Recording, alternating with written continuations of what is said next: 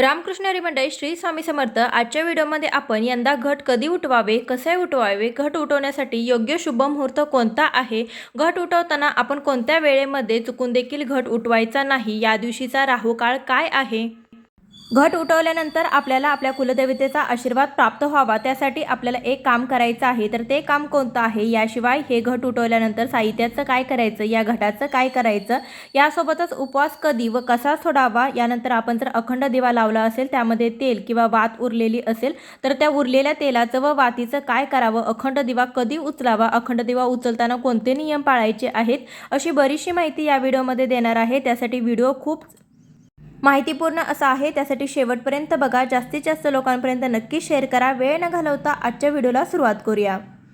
शारदीय नवरात्रीचे 9 दिवस पूर्ण झाल्यानंतर म्हणजे महानवमीच्या दुसऱ्या दिवशी दसरा म्हणजे विजयादशमी हा सण साजरा केला जातो। अश्विन महिन्याच्या शुक्ल पक्षातील दशमी तिथीला दसरा म्हणून साजरा करतो। हिंदू धर्मात या दिवसाला फार महत्त्व आहे। या दिवशी भगवान रामाने रावणावरती विजय मिळवला होता, म्हणून या दिवशी रामाची पूजा केली जाते। दसरा हा सण वाईटावर चांगल्याचा विजयाचं प्रतीक मानलं जातं। यंदा 12 ऑक्टोबर रोजी दसरा हा सण साजरा केला जाणार आहे। हिंदू पंचांगानुसार अश्विन महिन्यातील शुक्ल दशमी तिथी ही 12 ऑक्टोबरला सकाळी 10:58 सुरू होईल आणि 13 ऑक्टोबरला सकाळी 9:08 असणार आहे। तर दसरा हा सण 12 तारखेला साजरा केला जाईल। तर जे घट उठवणार आहे, तर ते दसऱ्याला घट उठवणार आहे, तर त्यांनी 10:58 दशमी तिथी सुरू होते। तर 10:58 पुढे तुम्हाला हा घट जो आहे तर तो उठवायचा आहे। काही ठिकाणी नवमीच्या दिवशी घट उठवला जातो। तर ज्यांच्याकडे नवमीच्या दिवशी घट उठवला जातो तर त्यांनी दशमी तिथी सुरू होण्याच्या अगोदर हा घट उठवायचा आहे। म्हणजे 10:58 दशमी तिथी सुरू होते, त्याच्या अगोदर तुम्हाला हा घट जो आहे तर तो उठवायचा आहे। आमच्याकडे खंडे महानवमी म्हणजे नवमीच्या दिवशी घट उठवला जातो। तर आपल्याला 11 वाजायच्या आत हा जो घट आहे तर तो उठवून घ्यायचा आहे। जे लोक दशमीला उठवतात तर त्यांनी 11:58 पुढे हा घट उठवायचा आहे। यंदा दसऱ्याच्या दिवशी रवी योगासह सर्वार्थ सिद्धियोग तयार होत आहे। या योगात कोणतंही काम केल्यास ते यशस्वी होतं। दसऱ्याला रवी योग दिवसभर असल्यामुळे सर्व प्रकारचे दोष देखील दूर होतील। तसेच सकाळी 6:20 ते रात्री 9:08 सर्वार्थ सिद्धियोग असेल। दसऱ्याला शस्त्रपूजन करण्याचा जो शुभ मुहूर्त आहे, ज्याला विजय मुहूर्त असं देखील म्हटलं जातं, तर तो आहे 2:22 ते 3:09 तर या विजय मुहूर्तावरती देखील तुम्ही घट उठवू शकता। जे लोक दसऱ्याच्या दिवशी घट उठवतात त्यांनी विजय मुहूर्तावरती घट उठवले तरी देखील चालेल। दसऱ्याच्या दिवशी राहुकाळ जो आहे तर तो आहे 9 वाजता सुरू होतोय, तो 10:30 आहे। म्हणजे 9 ते 10:30 या वेळेमध्ये आपल्याला चुकून देखील घट उठवायचा नाही। 10:30च्या नंतर 11च्या आत तुम्ही जे लोक नवमीच्या दिवशी घट उठवतात तर त्यांनी उठवावे, आणि जे लोक दशमीच्या दिवशी उठवतात त्यांनी दिवसभरामध्ये कधीही किंवा सांगितलेल्या विजय मुहूर्तावरती उठवले तरी देखील चालेल। आजच्या दिवशी दसऱ्याच्या दिवशी आपल्याला जो राहुकाळ आहे 9 ते 10:30 हा वगळायचा आहे। नवमीच्या दिवशी जे घट उठवणार आहे तर ते सूर्योदयापासून घट उठवू शकतात, परंतु दिलेला राहुकाळ शक्यतो वगळायचा प्रयत्न करावा। कारण की असं म्हटलं जातं की राहुकाळामध्ये कोणतंही शुभ कार्य करू नये आणि 9 दिवस आपण देवीची उपासना करून कुलदेवतेचं प्रतीक म्हणून जो घट बसवलेला असतो, घट जसा आपण शुभ मुहूर्तावरती बसवतो त्याचं देखील उद्यापन विसर्जन देखील आपण योग्य त्या मुहूर्तावरती करावं। त्यासाठी राहुकाळ वगळता इतर वेळेमध्ये सांगितलेल्या वेळेमध्ये तुम्ही घट विसर्जन करू शकता, घट हलवू शकता। यावर्षी दशमी आणि नवमी ही तिथी एकत्रित आलेला आहे, त्यासाठी आपण या दिवशी सकाळी लवकर उठायचं आहे, स्नान करून घ्यायचं आहे।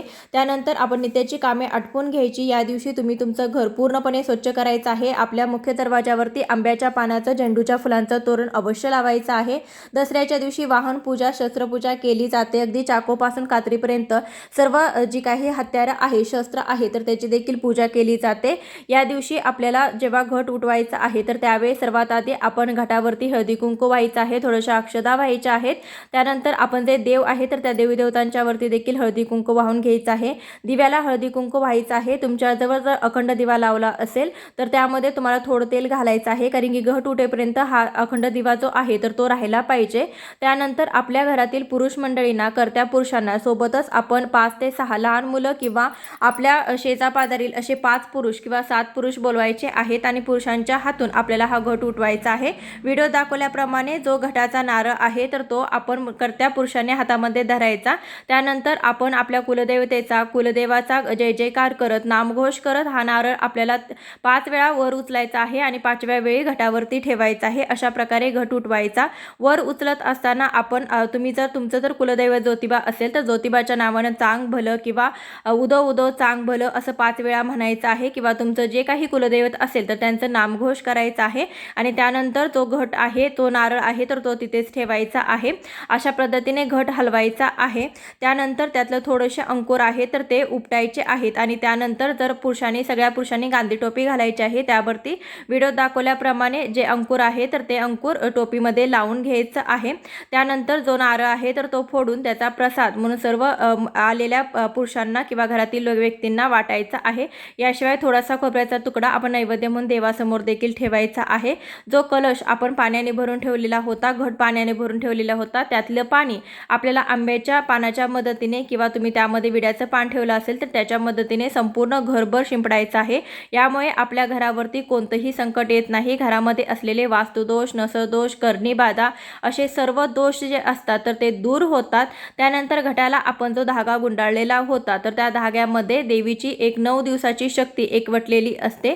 तर ते शक्तीचा जो धागा आहे तर तो धागा आपण आपल्या घरातील कर्त्या पुरुषाच्या हातावरती किंवा लहान मुलांच्या हातावरती किंवा आपल्या घरातील कुलस्त्रीच्या हातावरती बांधायचा आहे। यामुळे आपल्याला 9 दिवस आपण देवीची जी काही सेवा केलेली असते तर त्या सेवेचं पूर्ण फळ आपल्याला मिळत असतं। त्यानंतर तुम्ही जर फुलांची माळा वगैरे असतील किंवा जे काही नाशवंत वस्तू असतील, विड्याची पानं असतील तर ते सर्व वस्तू तुम्ही निर्माल्यामध्ये टाकू शकता।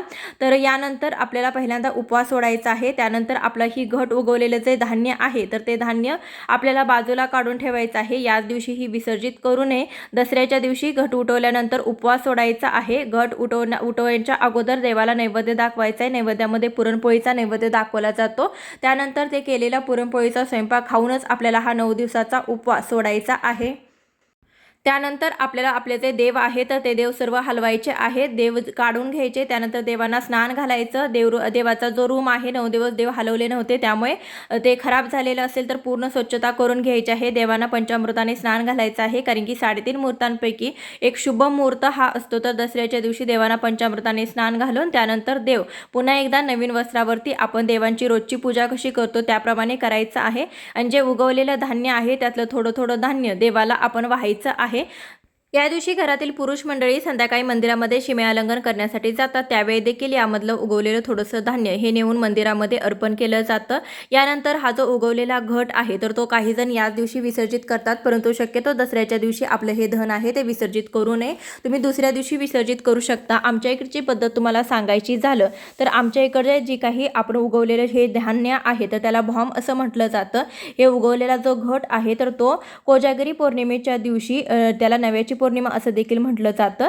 तर या पौर्णिमेच्या दिवशी भूमिपूजन असताना या दिवशी शेतामध्ये हे जे धान्य आहे तर ते हा जो घट आहे तर तो नेऊन ठेवला जातो। तोपर्यंत 4 ते 5 दिवस हा घट आपण आपल्या घरामध्येच ठेवायचा आहे। येत्या 17 तारखेला जी पौर्णिमा आहे तर त्या कोजागिरी पौर्णिमेच्या दिवशी आपल्याला दिवसामध्ये कधीही तुम्हाला वेळ मिळेल तेव्हा तुम्ही शेतामध्ये नेऊन हा जो घट आहे तर तो ठेवायचा आहे। शेत जर नसेल, शहरी भागामध्ये असेल तर तुम्ही हा घट जो आहे तो एखाद्या झाडाच्या बुडक्यामध्ये देखील ठेवू शकता।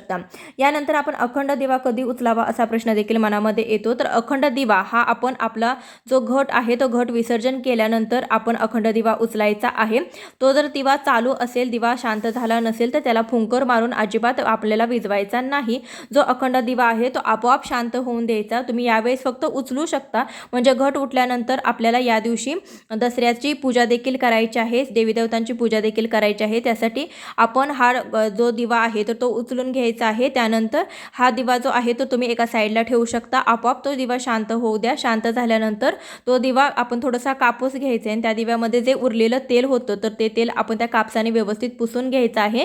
जे काही वात राहिलेली असेल ती देखील त्यामध्ये मिक्स करायची। अशा पद्धतीने दिवा स्वच्छ करून घ्यायचा, त्यावरती एक कापूर ठेवायचा आणि तो कापूर प्रज्वलित करायचा, म्हणजे जे वात आहे, उरलेलं तेल आहे ते देखील वेस्ट होत नाही आणि घरामध्ये कापूर जाळल्यामुळे घरातील नकारात्मकता देखील नष्ट होते। यामध्ये तुम्ही 3 ते 4 लवंगा देखील, फुलं असलेल्या लवंगा देखील टाकू शकता। यामुळे घरातील दोष देखील दूर होतात। तर असा आपण उरलेल्या वातीचा आणि तेलाचा वापर करायचा आहे। अखंड दिव्याखालील तांदूळ जर खूप खराब झाले असतील तर ते तांदूळ तुम्ही निर्माल्यामध्ये टाकू शकता किंवा जर योग्य असतील तर पक्ष्यांना खाऊ घालू शकता. खूपच चांगले असतील तर घरामध्ये तुम्ही हे तांदूळ वापरले तरी देखील चालेल. आजच्या व्हिडिओमध्ये बरीचशी माहिती देण्याचा प्रयत्न केलेला आहे. व्हिडिओ आवडला असेल तर जास्तीत जास्त लोकांपर्यंत नक्की शेअर करा. चॅनलवर नवीन असाल तर सबस्क्राईब करा. भेटूया अशाच एखाद्या व्हिडिओसोबत.